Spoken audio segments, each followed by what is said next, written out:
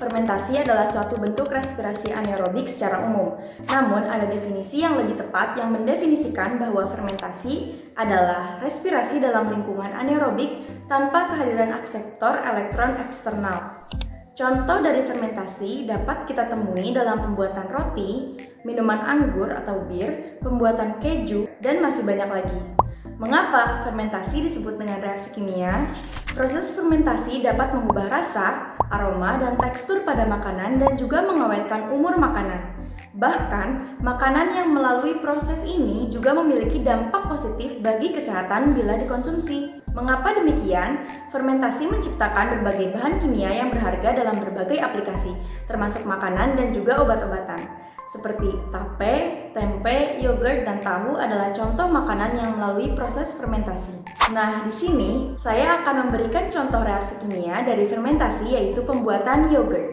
Reaksi fermentasinya adalah C6H12O6 atau glukosa menjadi 2C2H5O6 etanol atau alkohol ditambah 2CO2 karbon dioksida dan ditambah energi. Fermentasi pada yogurt merupakan reaksi kimia karena terjadi perubahan dari suatu zat menjadi zat baru yang berbeda rasa, bau, dan juga teksturnya.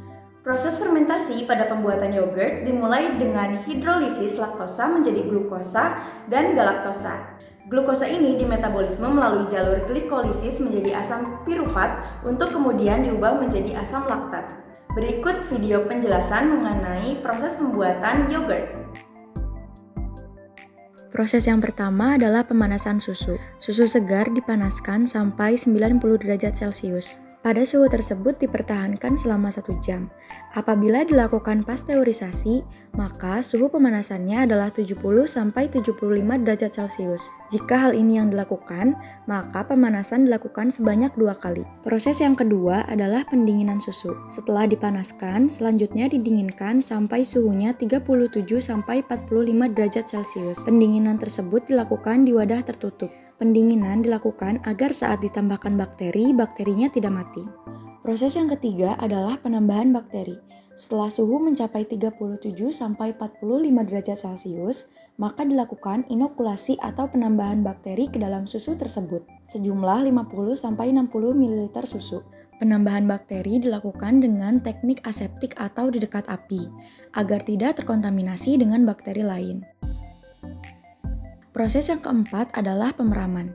Setelah dimasukkan bakteri, selanjutnya diperam di ruangan hangat 30-40 derajat Celcius dalam keadaan tertutup rapat selama 3 hari. Tahap yang selanjutnya adalah filtrasi. Hal ini dilakukan untuk memisahkan bagian yang padat atau gel dengan bagian yang cair. Pada bagian ini diusahakan dilakukan di dekat api, sehingga bagian yang cair terhindar dari kontaminasi. Nah, bagian yang padat inilah yang siap dikonsumsi atau biasa kita sebut dengan yogurt. Bagian yang cair berisi bakteri Lactobacillus sp.